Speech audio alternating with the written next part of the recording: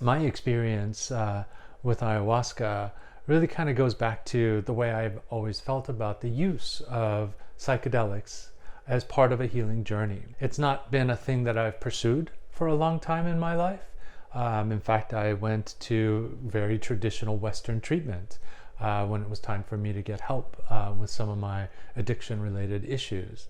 And it was interesting in my process of sobriety and as an active member of AA, I learned about Bill Wilson, the founder of AA's use of psilocybin for treating his severe depression long into his own sobriety. And to me, that made a lot of sense. 10 years into my sobriety, the opportunity came for me to participate in a way that also made sense to me. It was with one of my teachers, a prominent person that's very well respected, who I could trust.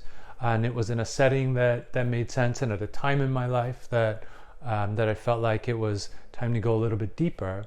And the actual experience of the ayahuasca is like nothing that I could have ever imagined. And I've had a lot of years of drug use and experimentations, abuse and addiction. And this experience was nothing like any of those. This is not a pleasurable thing. I saw snakes, you see this connectivity, you see the lights, and it looks like this tapestry.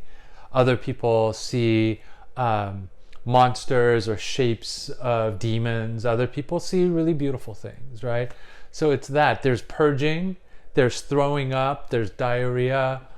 Some people go into screaming and moaning and writhing. Then shamans will come and take you or work on you at your place. It's in a circle. And they have these chants that work on you on the cellular level, right? They check in with you and they find where the traumas and all of that are and they chant into it, right? When that vibration or that whole thing is connected with yours, it really penetrates you. And it penetrated me, and I would be like, I could feel stuff, and other times it would nauseate me, right? Or just nothing. I couldn't hear a thing, even though it was always going on, I found out later. So all of that is just the experience of it. For me, it wasn't about that experience. In fact, day one, I came out of it with like, oh my God, I just got run over by a truck. It was so hard that I felt like I couldn't take it. I couldn't take the experience. It was torturous. And then when we were processing, and when the suggestion was made by my teacher that what if that's the experience that you're having underneath everything else that's happening? And for me, that just put it all in order. It resonated with me in a way that I thought, oh no, this feels right.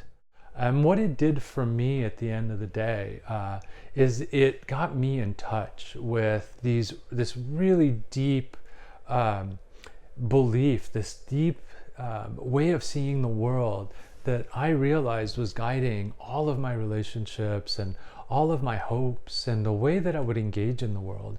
And for me, it was terror. It was that this is a very scary world. This is what was driving me. And just coming out of that retreat, I had a deeper freedom to be in this world in a different way, to recognize that some of the things that were limiting me in stepping closer in intimacy in my relationships, to pursue opportunities that presented for me personally and professionally. And just by knowing what was limiting me, I had some agency around moving forward. And it also gave me a lot of things to work on. And that's the work that I've been doing these past couple of years since that retreat, around figuring out where and why I see the world in the way that I did, or I did see the world in the way that I did, and how I might be able to see the world differently. And that has created and opened so many new possibilities for me. So this is just my story, and I thought my story might give a little insight on how psychedelics have been used and might be used in the healing process.